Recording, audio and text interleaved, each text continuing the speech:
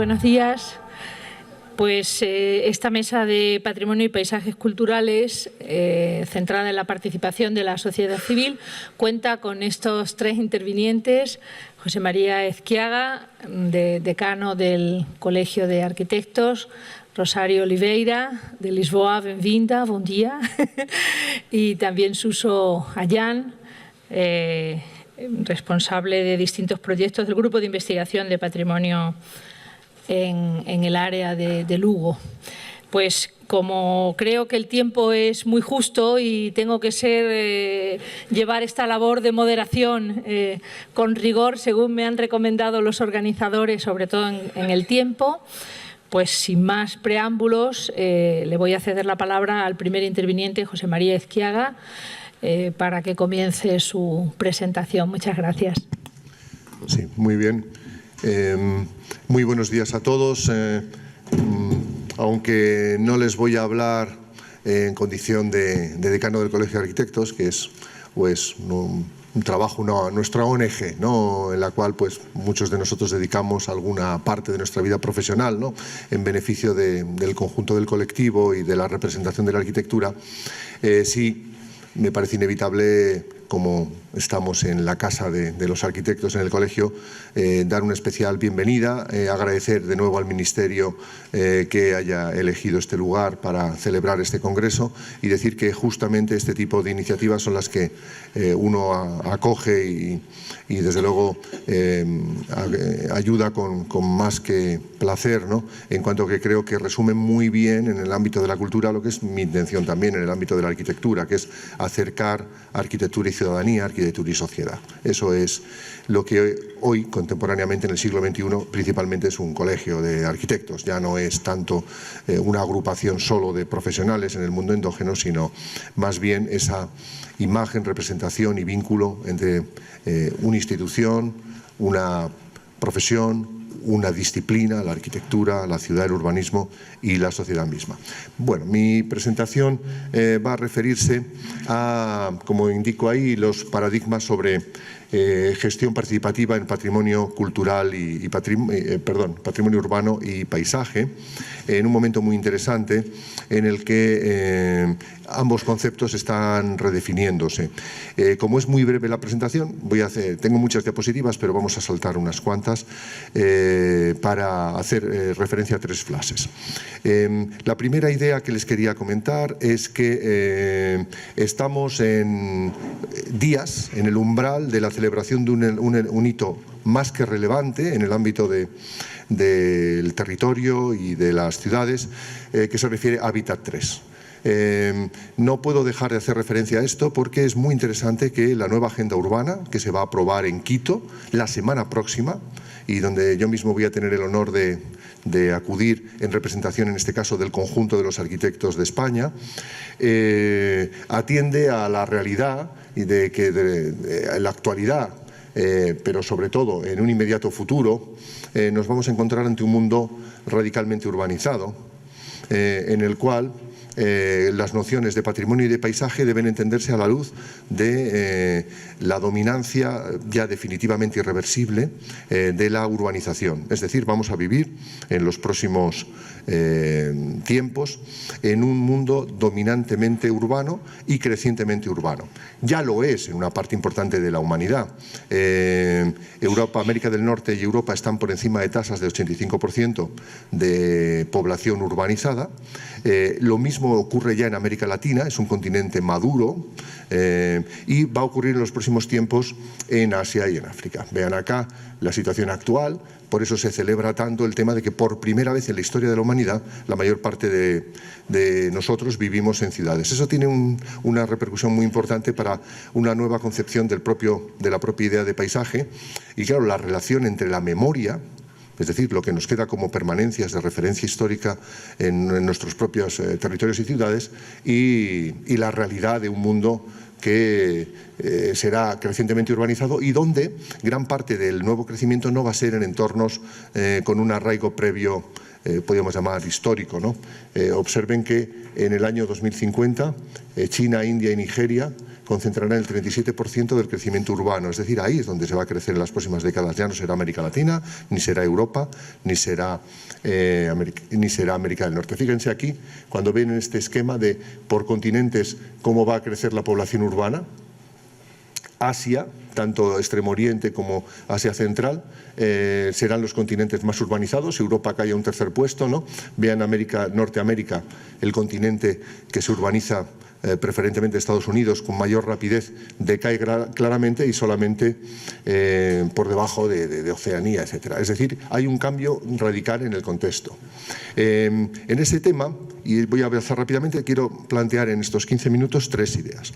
La primera, Hábitat 3, partiendo de esta realidad, redefine un poco los grandes objetivos de la agenda urbana para el nuevo siglo, para los próximos 20 años. Los hábitats son congresos que se hacen cada 20 años, o sea que son casi constataciones de los cambios de paradigma más importantes, más graves, en relación con el conjunto de la gestión y concepción del territorio de la ciudad y todos los temas conexos y la propia sociedad, y aparecen como temas esenciales algunos que ya son continuidad de etapas anteriores, por ejemplo, el tema de la urbanización, no entendida como un problema, sino entendida principalmente como una fuente de potencial de desarrollo y prosperidad.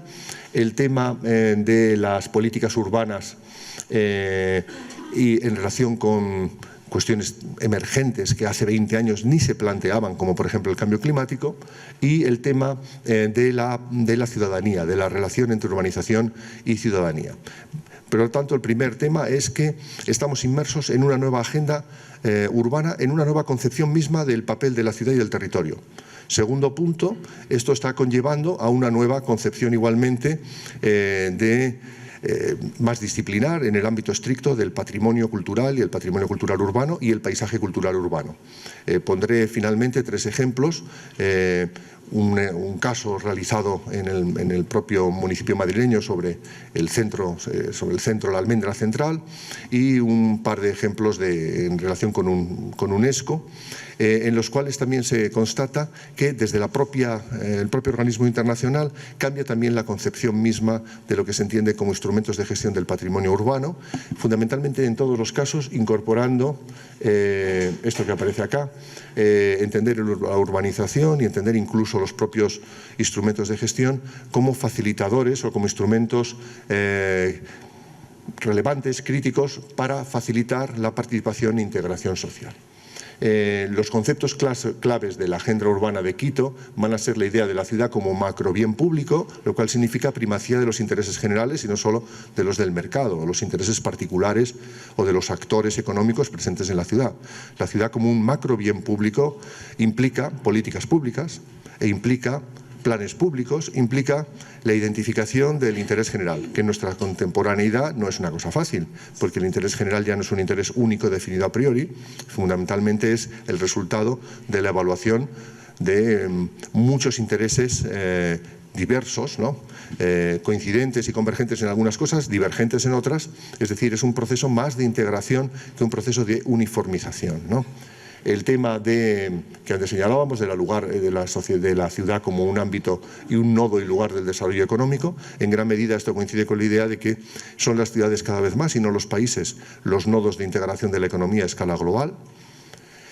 Y finalmente la idea de que la ciudad tiene que ser inevitablemente un espacio de redistribución e inclusión. Es muy interesante esta idea de redistribución, es decir, no solo un elemento en sí mismo de producción de riqueza, hasta ahí estaríamos en la idea liberal, sino la idea de que el escenario de la ciudad es un escenario de ecualización de las rentas de alguna forma, ecualización a través de los bienes públicos del acceso a los elementos esenciales, entre los cuales está, dentro del cuadro de vida, el tema de la cultura, evidentemente en un paquete mucho más amplio que incluye la salud, el bienestar social, la educación, el conocimiento y por supuesto la cultura. Por tanto, esta idea en el ámbito de los conceptos de esta nueva agenda urbana.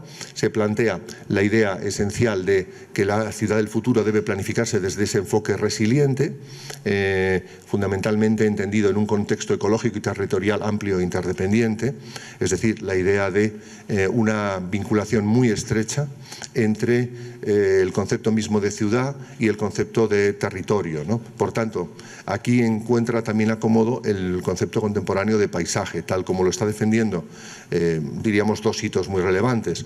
La Carta Europea del Paisaje, que claro, solamente tiene aplicación a nuestros países suscriptores, ¿no?, en el ámbito europeo, pero también el concepto de paisaje cultural, y particularmente el Consejo de Paisaje Cultural Urbano, ¿no?, que Banderín, desde al frente del Patrimonio Mundial en el ámbito urbanístico en la UNESCO, promovió a partir de justamente su famoso manual, ¿no?, de paisaje cultural urbano.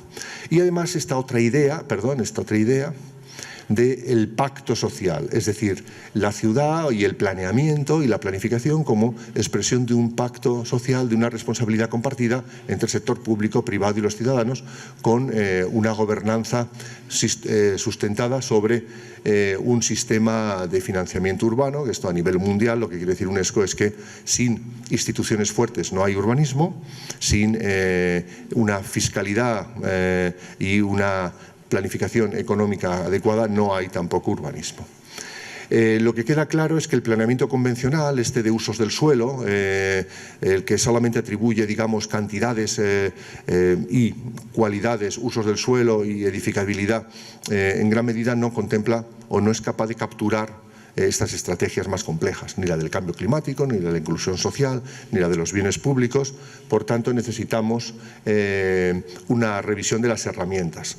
Esto en nuestro país es real, en España es real, tenemos legislaciones hoy por hoy muy obsoletas, me temo que tanto en suelo como en patrimonio, pero al mismo tiempo plantea que en el resto del mundo, donde ni siquiera hay legislaciones del patrimonio ni del suelo, es necesario, el resto depende de áreas, de regiones, estoy pensando en América Latina, Asia, África principalmente, ¿no?, es necesario o bien dotarse de un cuadro legislativo, que es uno de los hitos también que señala como estrategia esencial UNESCO, o bien, cuando esto existe, que es el caso en algunos países de África, América Latina sin duda, en relación con el patrimonio, casi todos ellos tienen legislación, pero en el caso de urbanismo y en patrimonio, muchas de estas legislaciones no tienen instrumentos operativos para cumplirse, ¿no? La respuesta desde el planeamiento, desde el ordenamiento urbano, a mi modo de ver, implica nuevos paradigmas de ordenación y gestión en cuanto a nuevos criterios de sostenibilidad en relación con el modelo urbano. Principalmente tienen que ver con un mayor respeto a la integración de la ciudad en su propio ecosistema, es decir, dejar de ocupar suelos a gran escala y tener un mayor respeto sobre la integración territorial de la ciudad. El mejoramiento, la referencia a la ciudad existente. El patrimonio se va a inscribir cada vez más en el concepto de regeneración, dentro del concepto y de la idea de regeneración de las distintas escalas de la ciudad. Y ojo, no podemos decir que las políticas deban orientarse a la mejora, regeneración de las áreas, digamos, con un valor patrimonial, histórico de la memoria, y dejar olvidados, digamos, este tipo de situaciones, ¿no?, porque la regeneración urbana es integral. En nuestro caso, España, donde no existen estas favelas, nuestro equivalente a esta tarea de regeneración urbana ingente se refiere a las periferias de las ciudades españolas, esas periferias repetitivas de bloques, etcétera, con déficit de todo tipo, corresponderían un poco a ese nivel de abordar esa gestión. Y en el ámbito concreto de la salvaguarda del patrimonio, tres elementos esenciales, ¿no? La idea de las políticas de conservación, restauración, rehabilitación y revitalización, ¿no? Fundamentalmente la idea y el concepto de planes de gestión. El patrimonio cada vez menos se encuadra en el concepto de la protección individualizada, que además, por otro lado, es la que menos se compadece con una participación ciudadana activa. Cada vez más lo que nos interesa es una gestión encuadrada dentro de una estrategia urbana más amplia, ¿no?, en el cual lo existente tiene una preferencia por el reciclaje y la reutilización antes que por la renovación y la destrucción. En ese cuadro se encuadraría justamente la específica de los bienes patrimoniales, la idea, como ven aquí detrás, de la aplicación del principio de sostenibilidad también a la protección del patrimonio cultural, es decir, extensión de los instrumentos de gestión de patrimonio a las ciudades patrimonio de la humanidad, conjuntos históricos, parajes pintorescos, etcétera, etcétera. Y finalmente, esta idea de la perspectiva del paisaje urbano histórico, ¿no? Tienen mucho interés desde la mesa que nos ocupa estas cuestiones, porque recuerden que la Carta Europea del Paisaje define aquel no desde una cualidad objetiva previa, es decir, el paisaje. Si alguno de ustedes es filósofo o teórico de teoría de la ciencia, estamos en el debate sobre si los hechos preexisten a la percepción, ¿no? Que casi desde el obispo Berkeley, ¿no? Hasta nuestros días ha tenido una continuidad bastante relevante, ¿no? En realidad, lo que plantea la Carta Europea del Paisaje es que el paisaje no preexiste a la percepción del paisaje. Me explico y lo digo de otra manera, es decir, que el paisaje es constituido por la propia ciudadanía a través de la percepción del mismo, es decir, es un constructo mental. Y por tanto, solo hay dos posibilidades: que ese constructo mental, que esa construcción cultural del paisaje sea una construcción generada desde una visión elitista de los expertos, o que de alguna manera seamos capaces de que recoja sensibilidades plurales. Porque hoy en día decir expertos, no podemos oponer expertos a gente. ¿Quién es la gente? ¿Quién es el colectivo gente como compacto? No, la percepción del paisaje es muy distinta desde el punto de vista de incluso del paisaje no ya cultural urbano, sino del paisaje en términos generales, desde los que habitan ese paisaje, desde lo que los perciben como turistas o visitantes como un elemento con alguna cualidad específica, desde los que lo entienden como un ámbito de supervivencia de producción en cuanto que están en un entorno rural, etcétera, etcétera. Lo mismo diríamos en el paisaje cultural urbano, ¿no? Cada segmento de la población tiene una percepción, pensemos simplemente en el género, y no cuento más cosas, ¿no? Que ya por sí manifiestan esa distinta percepción. Bueno, lo voy a dejar aquí porque además estamos en el tiempo, y simplemente diré que, bueno, había puesto, porque además no sé si las presentaciones luego se van a... Pensé que si acaso luego se distribuían o se podían colgar, pues tendrían una información adicional, ¿no? Pero en definitiva, iba a señalar tres cosas, y la primera es que en un plan del Centro de Madrid nos planteábamos fundamentalmente trabajos en mesas y en esferas, digamos, en los cuales para generar conceptos innovadores como una nueva cultura ciudadana, una nueva identidad o una mayor cohesión social como elementos esenciales de una reflexión del centro, aparecía justamente el tema de las mesas participativas desde el enfoque de la diversidad. Es decir, no es una confrontación entre expertos y gente, es el intento de captar desde una mirada experta las distintas sensibilidades y las distintas intereses en juego incluso en la propia ciudad. En el ámbito de UNESCO, simplemente señalar que ustedes, quizá alguno de ustedes sea experto en ello, mayor que yo mismo, que los planes de gestión recogen como elemento muy determinante y significativo también justamente esta idea de la identidad y el plan del conocimiento. Es decir, no entendido solamente como la acumulación de información sobre el bien cultural determinado o la ciudad, sino también en la doble dimensión de la percepción y el análisis y el rigor en cuanto a la información sobre ese bien, pero también en cuanto a la difusión.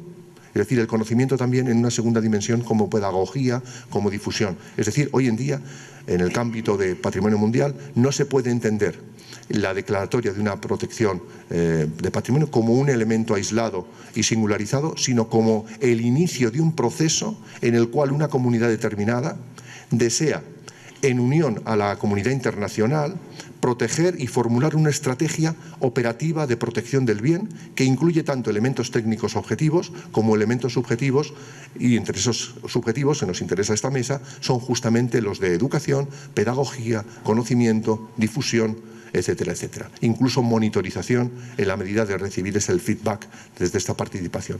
Todo nos conlleva hábitat, el concepto de Patrimonio Mundial de UNESCO a través de los planes de gestión, etcétera, a la idea de poner de nuevo a la ciudadanía en su pluralidad en el tema, en el punto crítico de una concepción mucho más amplia desde la singularidad, digamos, a una visión mucho más estructural del concepto tanto de patrimonio como de paisaje. Muchísimas gracias.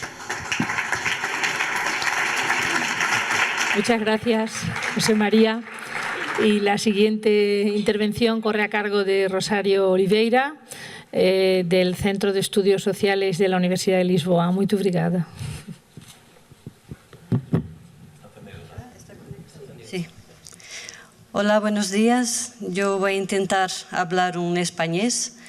Y en primer lugar quería agradecer a la organización la oportunidad de estar aquí. También decir que estoy muy contenta de comprender que en España, o justo en este encuentro, es posible considerar una diversidad muy grande de proyectos y de intervenciones como cultura. O sea, en Portugal no estamos en este punto. Y entonces es muy inspirador que pueda compartir con vosotros una reflexión que quiero hacer sobre la utilidad o para qué sirve la identidad cultural en un proceso de gestión del paisaje. Esta reflexión... Esta reflexión tiene que ver con una metodología para profundizar el conocimiento como una herramienta para la gestión del paisaje. O sea, cómo se puede utilizar el conocimiento sobre la identidad de un paisaje para gestionarlo. Entonces, esta reflexión va a estar en el contexto de un proyecto que está listo para empezar. Todavía no tiene financiación, pero de todas las formas es una metodología y esta articulación, esta combinación que siempre es muy necesaria entre la teoría y la práctica es lo que quiero aquí compartir con vosotros. Entonces, el paisaje cultural de que voy a hablar es un paisaje cultural muy amplio que está muy conectado con una cuenca hidrográfica que es el Tajo. Y el Tajo es nada más y nada menos que el río más importante de la península ibérica y que en Portugal tiene unos 30% del área. Y entonces resulta, como es fácil de entender, en un recurso muy importante, además porque en Portugal recibimos todo lo que es la gestión, todo lo que es el resultado de la gestión de este río hecha en España. Y entonces esta cuenca tiene un valor muy singular, no solamente con respecto a los aspectos biofísicos, históricos y culturales, pero también porque contiene una riqueza y una diversidad muy considerable en su paisaje. Entonces, lo que se pretende, lo que está en marcha, es un proceso que intenta organizar una idea y un concepto para que se pueda presentar a la UNESCO una designación de paisaje cultural como patrimonio de la humanidad. Es un proyecto que ya ha empezado hace algunos años, pero todavía en marcha está, porque también, como se puede entender, es un área muy amplio y además con toda la diversidad y toda la riqueza que incluye, lo entendemos como que en unos cuatro unidades de paisaje que en el caso de Portugal empieza justo a la frontera y se va hacia el mar en Lisboa. Entonces, lo que intentamos comprender es la forma para que un proyecto tan ambicioso como este pueda tener éxito, y para que eso pueda ocurrir, las personas tienen que ser involucradas en el reconocimiento de los valores naturales y culturales como un sentido de apropiación hacia una gestión colaborativa del paisaje. Esta es un poco la misma idea que hemos compartido con José María Esguiaga, en la presentación anterior.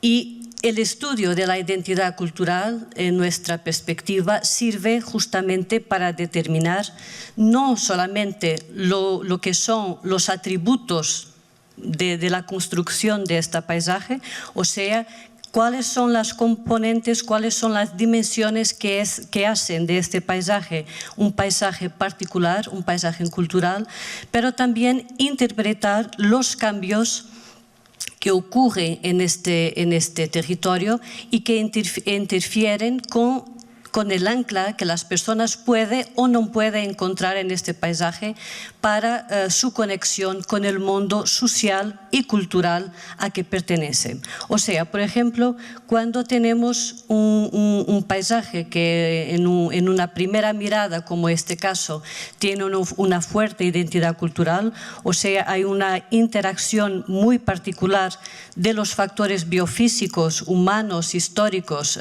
que como se puede mirar, justo a la otra orilla del río tenemos una playa fluvial donde otro tipo de objetos, otro tipo de posibilidades de recreo se pone a la disposición de los utilizadores de este paisaje. Ups. Entonces, el conocimiento de la identidad cultural es crucial para entender la forma en que las personas perciben este paisaje fluvial y cómo esta percepción cambia con respecto a los paisajes más remotos o más rurales, desde el área cerca de la frontera hasta el gran estuario en el corazón del área metropolitana de Lisboa. Entonces, lo que pasa es que todo este recorrido del río, que empieza aquí a los alrededores de Madrid y que va hacia Lisboa, en lo que se refiere al río portugués, lo estamos intentando estudiar y conocer desde este punto de vista de la identidad cultural del paisaje como una herramienta para mejor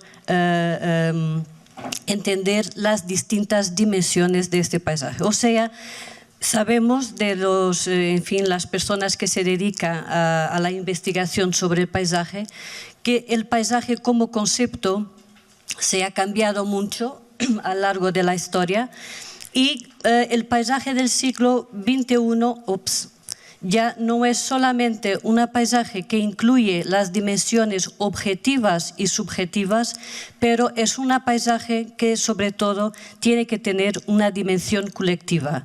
Y esto significa que un paisaje cultural tiene que ser considerado un proceso social y cultural. Entonces, una de las iniciativas que hemos tomado ha sido la construcción, o por lo menos la definición de un observatorio del paisaje del Tajo.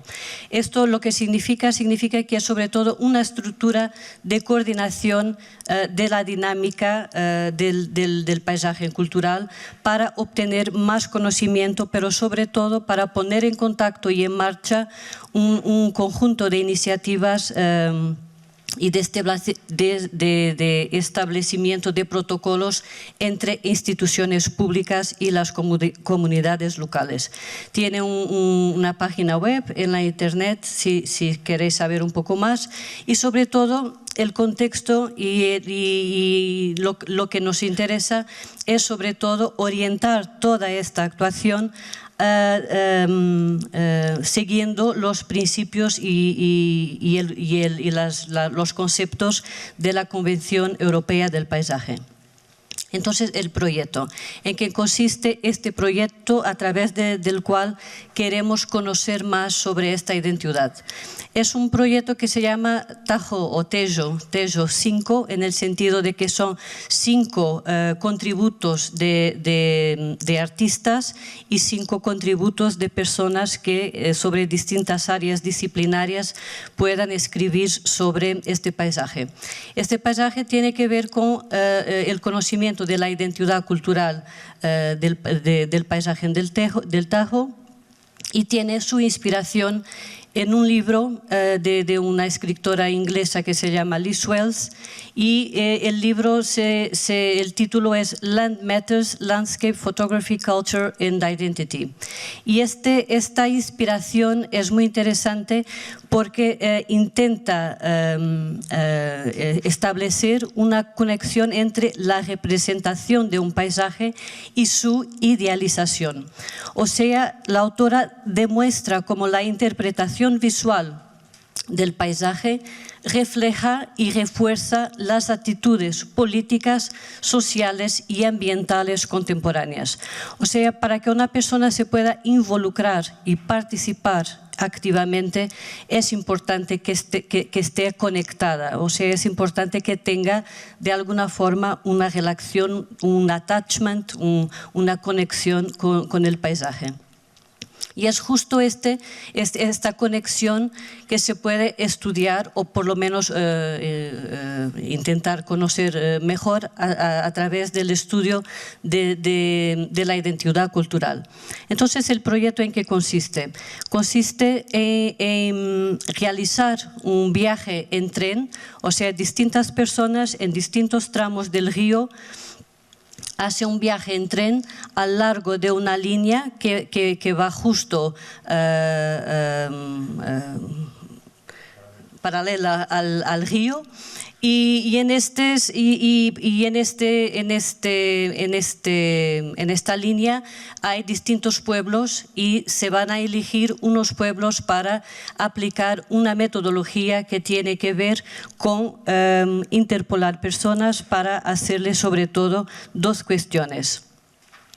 Estas dos cuestiones, una tiene que ver sobre una imagen o una representación de un paisaje ideal. O sea, intentar percibir desde el punto de vista mental cuál puede ser para una persona que vive o que trabaja o que interviene en este paisaje, qué tipo de paisaje ideal tiene en su cabeza. La otra cuestión tiene que ver más bien con un paisaje con la cual la persona se sienta identificada, o sea, un paisaje real.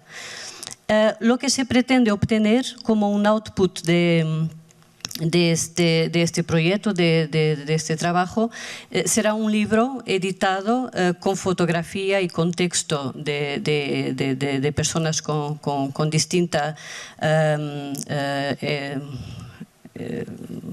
expertise, conocimiento en área especialidad, que harán los textos complementarios a la fotografía, y una exposición itinerante. Entonces, lo que esperamos como resultado de conocimiento es una información que nos permita saber cómo el paisaje real y el paisaje ideal está o no cerca o lejos. O sea, un poco la distancia entre lo que mentalmente las personas ambicionan sobre un paisaje ideal y un paisaje real sobre lo cual puedan o no tener una relación de attachment. Entonces, este enfoque de paisaje como un proceso cultural por la identidad pretende consolidarse como una oportunidad para definir una visión compartida del futuro, de acuerdo con una estrategia y que parece ser adecuado para los fines de proponer un paisaje cultural a UNESCO, o sea, un paisaje como patrimonio mundial. ¿Esto qué significa? Significa que muchas veces la idea o la ambición de proponer un paisaje como un valor patrimonial está bastante más en la cabeza de las personas que miran hacia este paisaje como un recurso y un conjunto de valores que muchas veces a nivel local y por la parte de las poblaciones que están viviendo y haciendo este paisaje no corresponde. O sea, muchas veces son dos visiones que no están construidas desde un punto de vista común. Y en nuestra perspectiva y con este proyecto lo que se quiere es aproximar el conocimiento sobre las dos visiones, las dos percepciones que se puedan considerar en este paisaje y el objetivo sería construir un modelo de gestión colaborativa en que lo que son los decisores o lo que son los académicos o lo que son las personas que miran este paisaje desde fuera puedan construir una visión con la población y con las comunidades locales en algo que mezcla una concepción del paisaje real y un paisaje ideal. O sea, gestionar un paisaje respetando, siguiendo todos lo que son los conceptos y los objetivos de las convenciones como este Convenio Europeo del Paisaje, por ejemplo, no es posible si no hay una forma de proyectar una ambición y una visión común hacia el futuro. Y entonces el estudio o el conocimiento de la identidad cultural podrá permitir la construcción de esta visión común. O sea, lo que quiero decir es que tenemos que cambiar un poco el concepto del paisaje cultural hacia una práctica cultural sobre el paisaje, porque no hay paisaje cultural sin una intervención cultural en el paisaje. Y esto presupone una capacidad de reconocer lo que es la paisaje actual y lo que queremos hacer de este paisaje en el futuro. Esto es la gestión. Y entonces este cambio o esta construcción que mezcla un paisaje ideal y un paisaje real se puede construir a través de una intervención cultural. Y por eso, de alguna forma, y para terminar,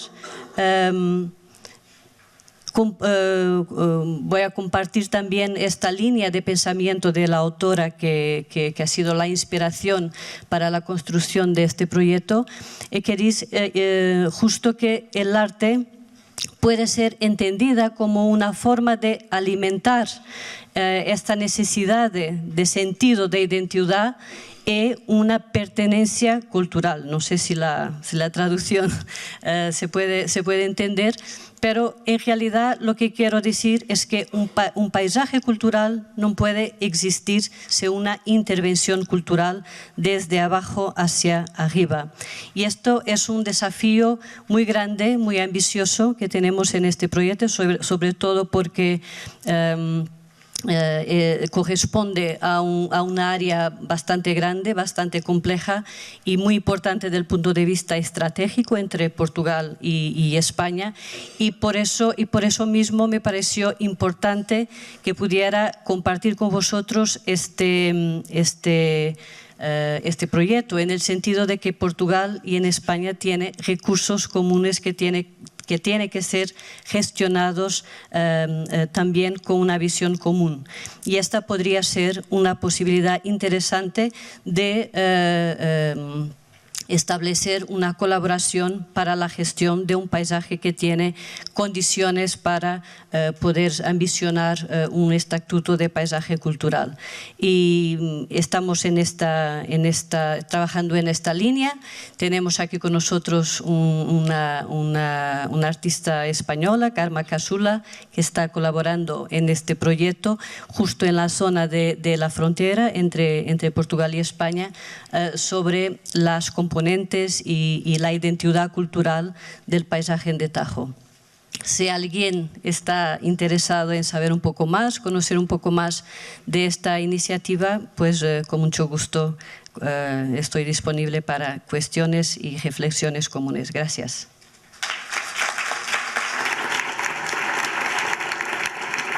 Muchas gracias, Rosario Oliveira. Y la siguiente intervención es a cargo de Surso Ayán, del Grupo de Investigación de Patrimonio Construido de la Universidad del País Vasco. Gracias. Buenos días. Bueno, quería agradecer primero a la organización este magnífico evento que está siendo un éxito, tanto realmente como virtualmente, porque me consta que por streaming lo está viendo muchísima gente. Muchísimas gracias también a mis compañeros de mesa. Realmente yo voy a ratificar algunas de las ideas que ellos han expuesto aquí. Y bueno, voy a hablar de pie realmente porque voy a hablar en nombre de muchísimas personas. Estamos hablando de participación ciudadana, muchísimas personas que son las que construyen estos paisajes culturales y que, claro, no pueden estar detrás. Yo podría estar al lado, pero deberían estar incluso aquí presentando cómo ellos recuperan y construyen paisajes culturales. Y esta es una de las cuestiones fundamentales, creo yo. A veces los arquitectos, los arqueólogos, los técnicos, los burócratas nos ponemos estupendos, ¿no? Parece que el mundo no puede vivir sin nosotros. Y hay personas que no lo necesitan. Es decir, hay gente que no necesita en el rural que se les dinamice, que se les desarrolle. Es decir, hay un cierto paternalismo en toda nuestra práctica política, no de gestión, ¿no? En este sentido estoy aquí porque bueno, yo llevo 20 años trabajando en arqueología del paisaje y arqueología en comunidad y creo que estoy en condiciones de hacer esta cierta autocrítica. Ayer se hablaba de los centros y periferias. Claro, es un debate un poco obsoleto. Ese concepto, por ejemplo, en arqueología se utilizaba en el primer tercio del siglo XX, la Escuela Histórico-Cultural Alemana, que hablaba de círculos culturales, centros, periferias, se volvió a retomar en los años 70. Ese concepto de ultraperiferia, es decir, a ver, yo soy gallego, yo soy nieto de migrantes gallegos en Cataluña y vivo en el País Vasco. Yo de periferias entiendo bastante, ¿no? Yo soy de Galicia, que es el fin del mundo, ¿no? Eso todo el mundo lo sabe.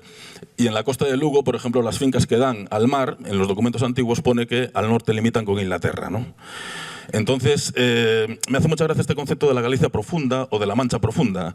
Yo os voy a mostrar aquí gente que ha estado en Venezuela, que ha estado en México, que ha estado en Alemania, que ha estado en Suiza, paisanos que te encuentras por las corredoras de la parroquia de Cereixa que hablan 3 idiomas, ¿no? Es decir, y yo como técnico que tengo 40 años, ¿qué le voy a contar a esa persona?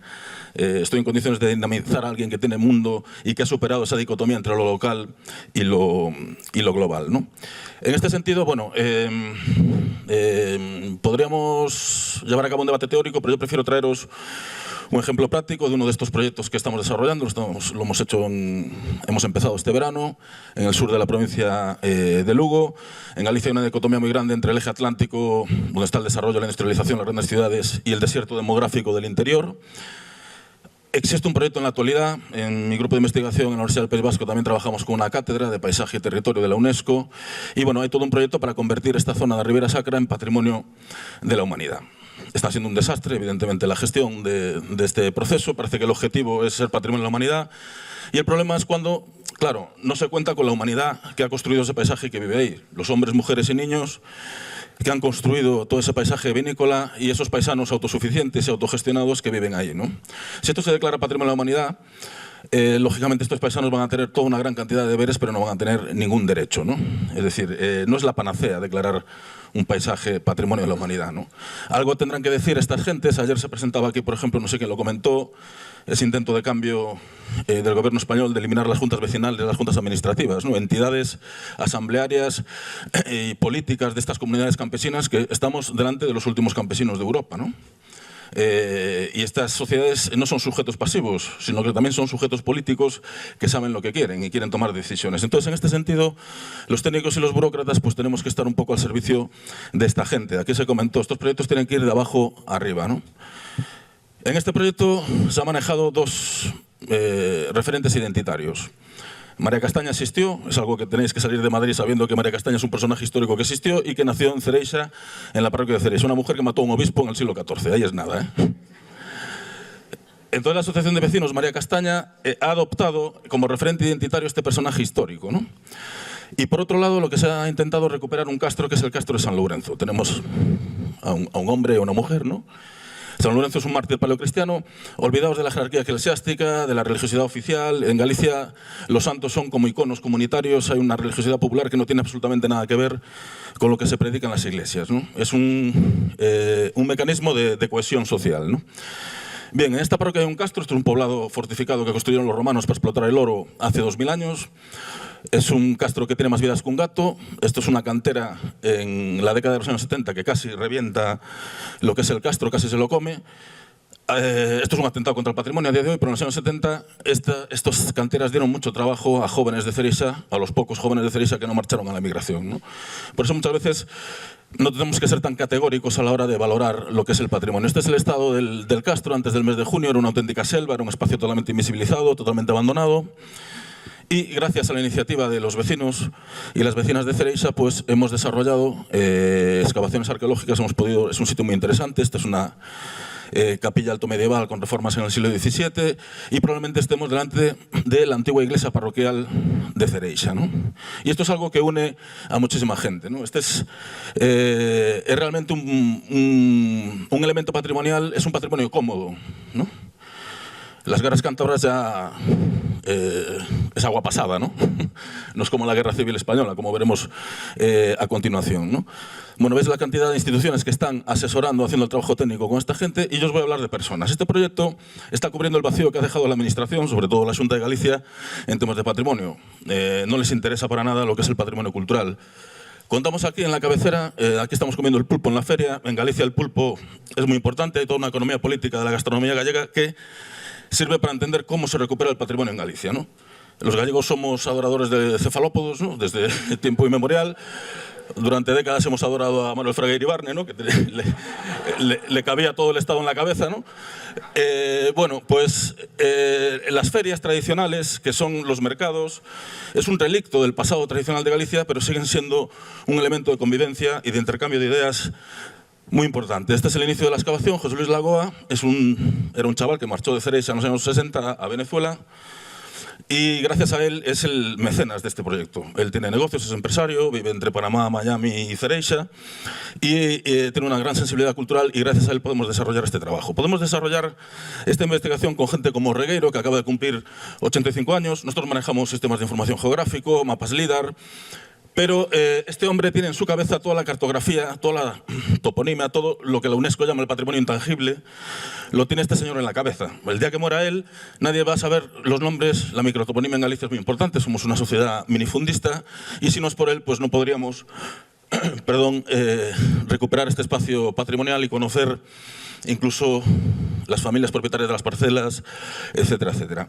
O Mari Carmen. Si el Reino de España estuviera gobernado por mujeres como Mari Carmen, seguro que no sería bastante mejor. Mari Carmen es una mujer que tiene las llaves de la iglesia. Aquí el cura realmente no pinta mucho, ¿no?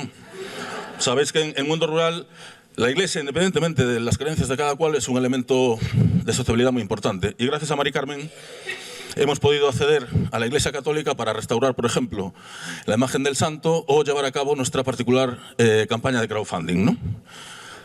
Ayer se comentaba que el mundo rural tiene sus propias metodologías y efectivamente ahora se nos llena la boca con el crowdfunding a través de internet, realidad virtual. Las sociedades campesinas gallegas solucionaban esto con el llamado peto de ánimas, que era 2 hombres de cada parroquia, pues durante el año iban por las ferias y por otras fiestas a pedir colaboraciones para hacer la fiesta en la parroquia, ¿no? Y este es uno de los elementos fundamentales, es decir, cómo llevar a cabo este tipo de proyectos en contextos rurales, pues mezclando tradición y modernidad, ¿no? Aquí tenemos el peto de ánimas del Castro de San Lorenzo, al lado de una tablet. Nosotros en arqueología utilizamos las últimas tecnologías y en las excavaciones georreferenciamos todo ya a través de distintos programas, con tablets, ordenadores portátiles, todo este tipo de cuestiones, ¿no?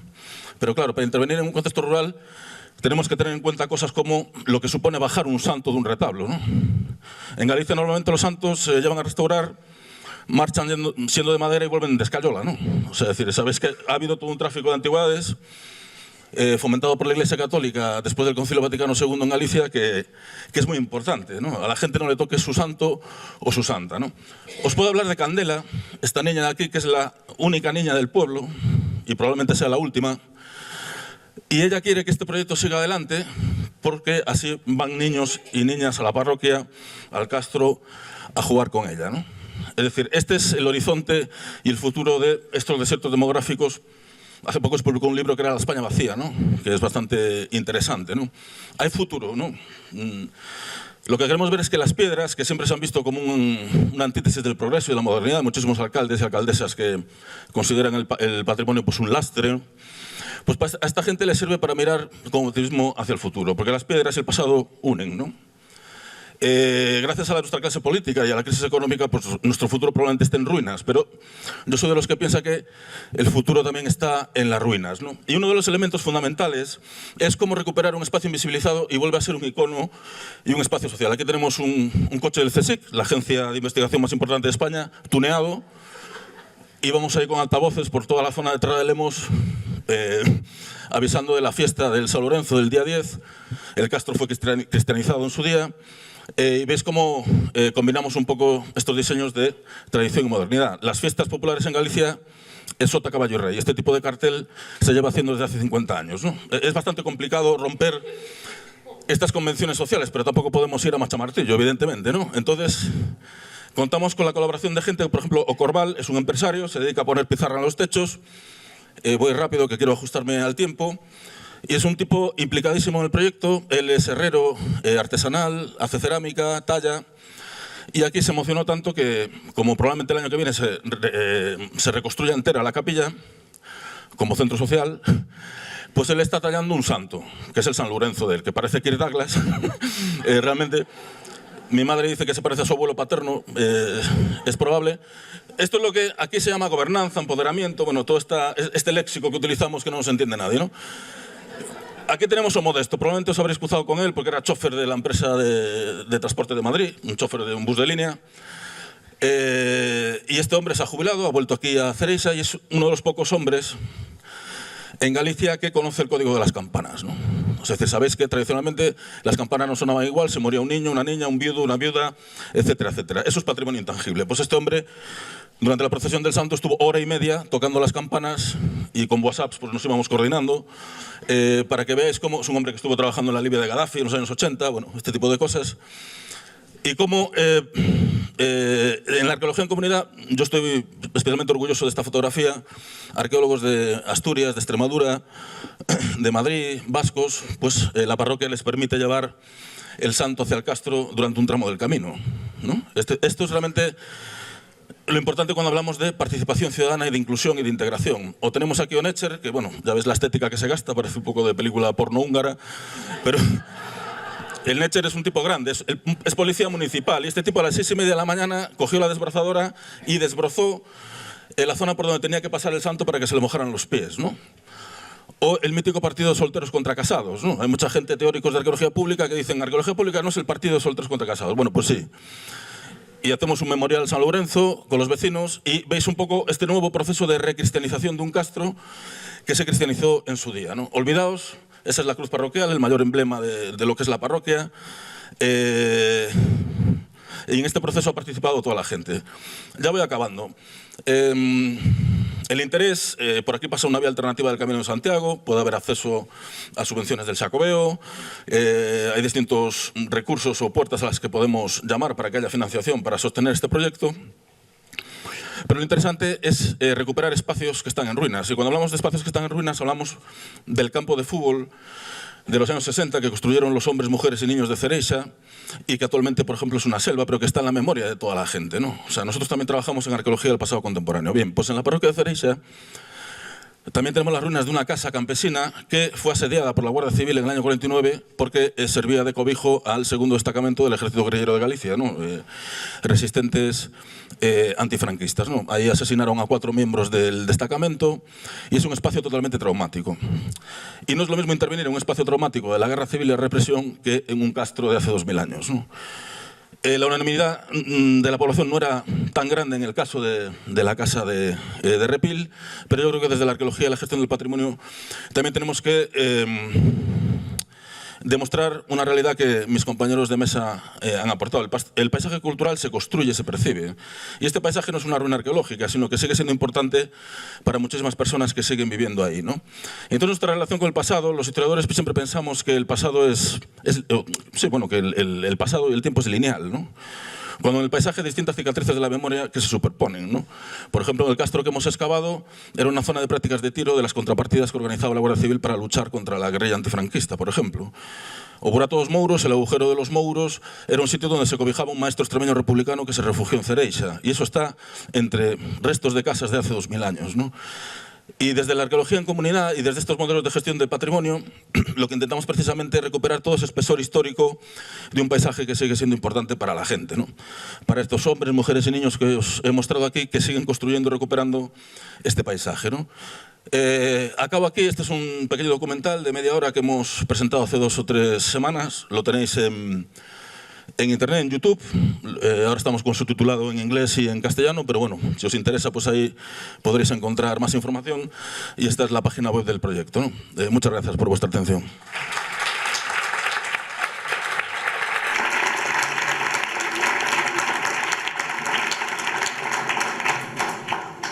Muchas gracias por la capacidad de síntesis también y por respetar el tiempo. Damos paso al debate. Sí.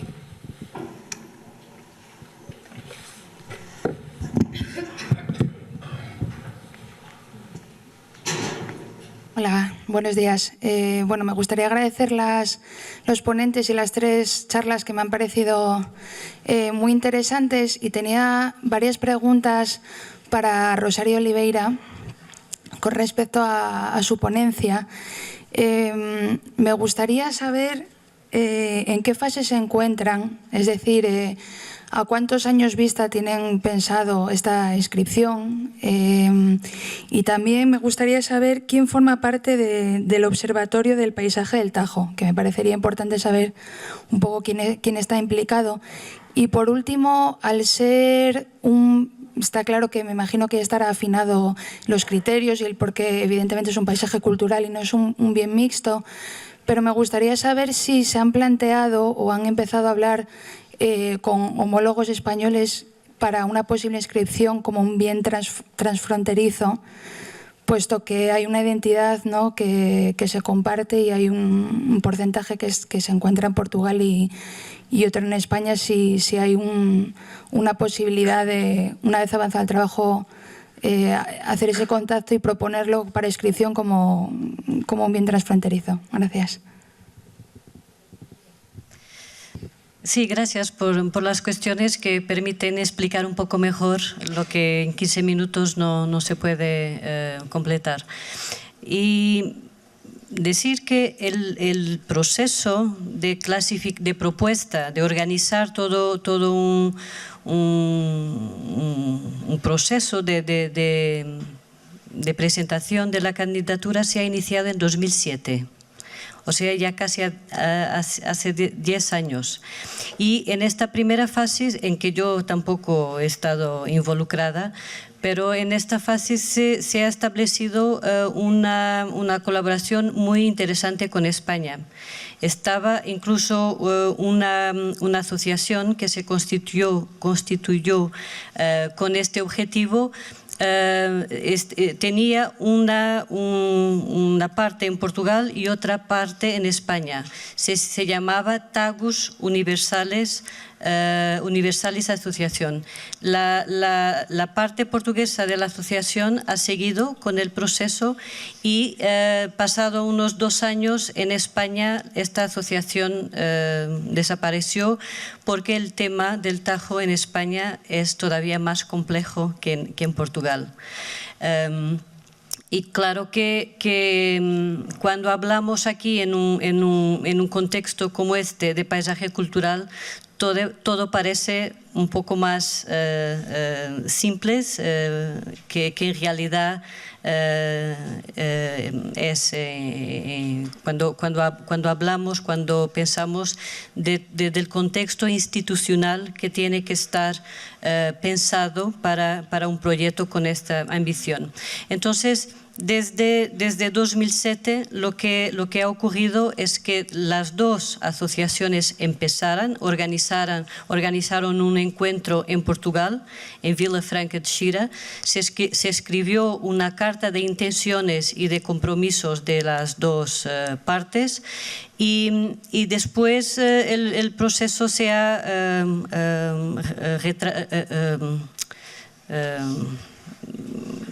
¿cómo se dice?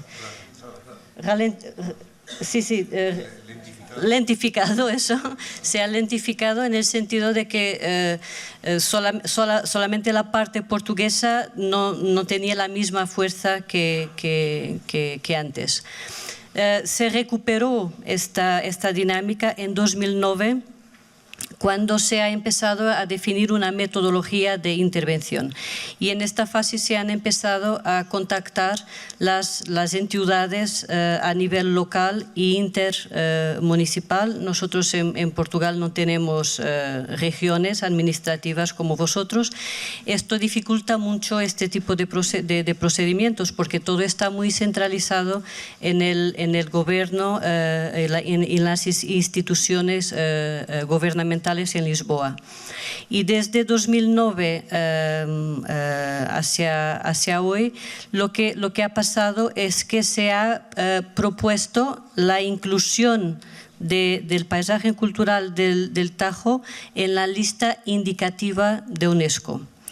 Y desafortunadamente no se ha aceptado.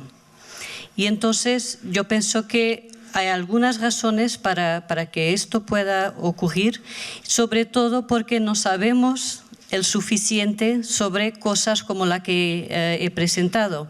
O sea, el proyecto tiene un territorio muy amplio. Para que tengáis una idea, involucra 33 ayuntamientos y 5 comunidades intermunicipales. Estas comunidades son como unas instituciones intermedias entre el nivel local y el nivel regional.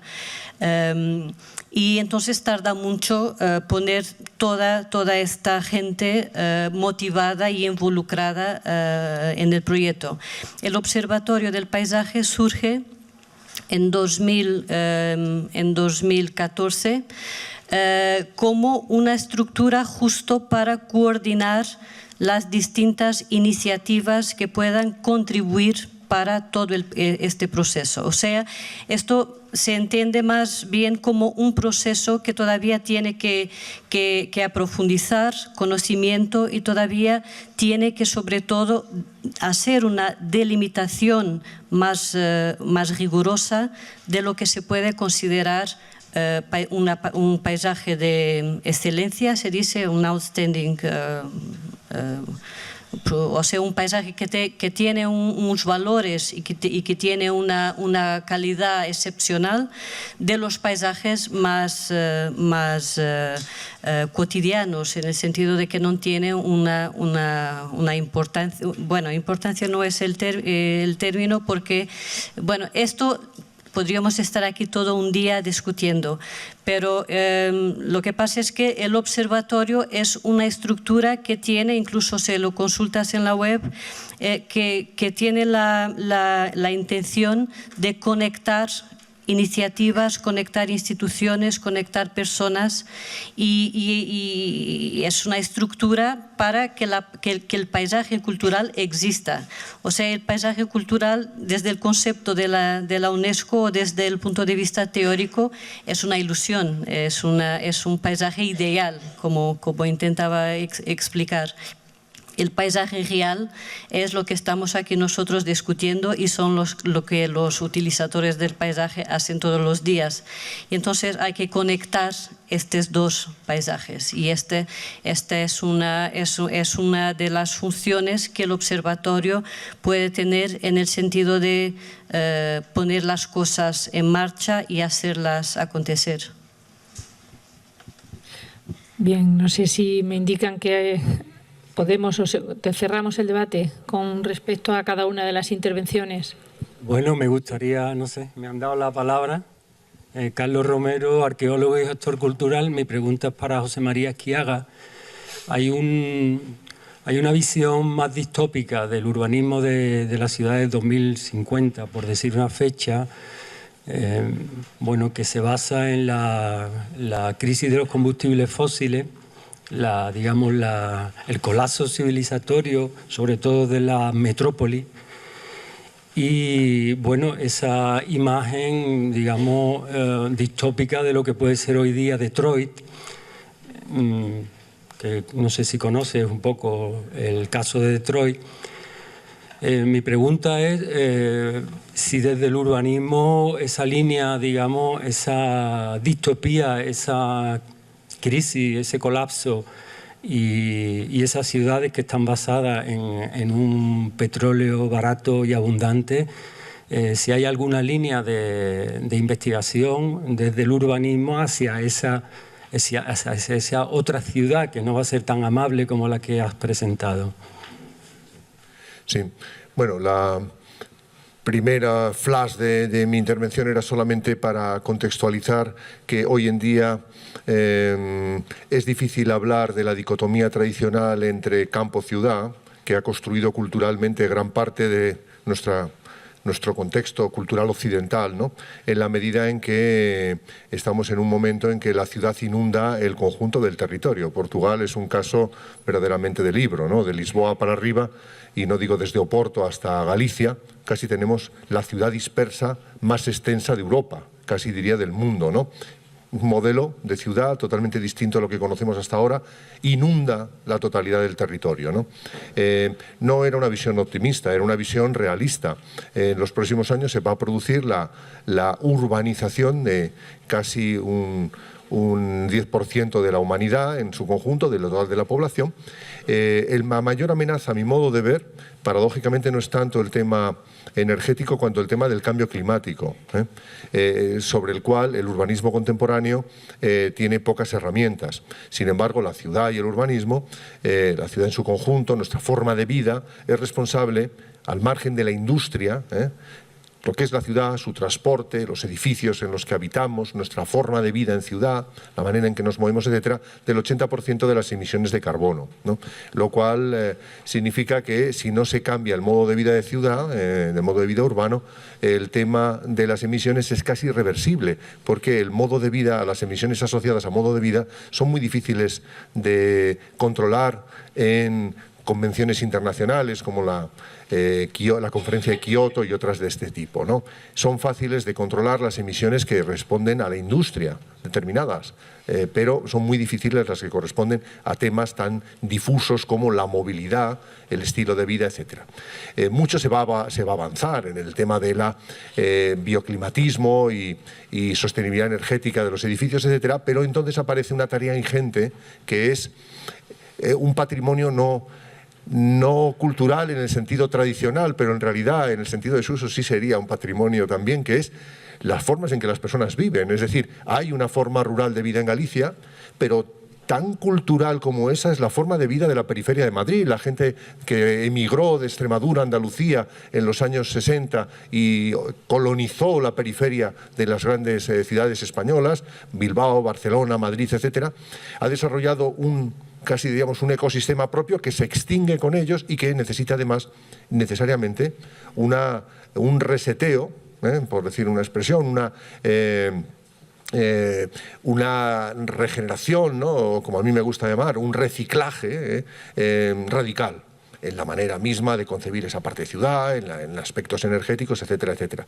Yo no comparto una visión apocalíptica de la cuestión, pero sí que cada vez más los países consolidados, maduros, desarrollados, se divorcian más de los problemas de los países emergentes, ¿no? La instalación de la población en entornos urbanos no va a ser nuestro problema, ni en Europa ni en América Latina, contra lo que a veces allí mismo piensan. En cambio, sí será el tema principal de la agenda en otros contextos. El problema va a ser que donde prevalece el problema de acomodar, de urbanizar población, se termine orillando, como estamos apreciando en China ahora mismo, la cuestión de la memoria en las personas, la memoria en el territorio, la memoria en las piedras, ¿no? En definitiva, la protección del patrimonio tiene tres dimensiones: la dimensión de la piedra, la dimensión humana de las personas y la dimensión de las actividades en las cuales las personas han construido ese territorio, que son, en el caso de los paisajes culturales, una agricultura que ya no existe, por ejemplo. He trabajado en Menorca, por ejemplo, ahora estoy en Lanzarote. En gran medida el paisaje cultural más valioso es producto histórico, centenario, de unos agricultores que han construido, como si fueran artistas de la arte, pero desde su cultura material, ¿no?, un paisaje que la agricultura contemporánea y el turismo contemporáneo no entiende, ni siquiera logra asimilar y hasta cierto punto desprecia, y si entiende, lo ritualiza, ¿no? En fin, contestando a tu pregunta, efectivamente estamos en un momento de enormes cambios, ¿no? Soy más optimista en relación con los temas de búsqueda de energías alternativas, ¿no? Soy bastante pesimista en el caso de detener la inercia del tema del cambio climático, ¿no? Y sin embargo es el tema que va a ser más determinante para las dos generaciones sucesivas, ¿no? Esta, como dice muchas veces el panel de Naciones Unidas, ¿no?, es la generación decisiva, Lo que hagamos nosotros ahora, y principalmente la generación que se incorpora, que toma el relevo en este instante, nosotros, los presentes en este instante, vamos a ser los responsables de que como tal se pueda reconducir o no la cuestión de cambio climático. Asociado a cambio climático está todo el tema de riesgos, que a su vez tiene una implicación sobre tema patrimonio y paisaje radical, ¿no? En la medida en que todo el tema de los paisajes fluviales y la inundación, todo el tema de la erosión y pérdida de los paisajes agrícolas y paisajes naturales, todo el tema de los riesgos por la subida de nivel del mar, están ya ahí a la vuelta de la esquina, ¿no? Y por tanto cambia bastante nuestra concepción. Seguramente el urbanismo de futuro es más un urbanismo de reconstrucción y de prevención de riesgos que como el que hemos vivido en décadas anteriores de crecimiento y expansión. Bien, muchas gracias. Cerramos, por tanto, el turno y damos paso a la siguiente mesa. Muchas gracias.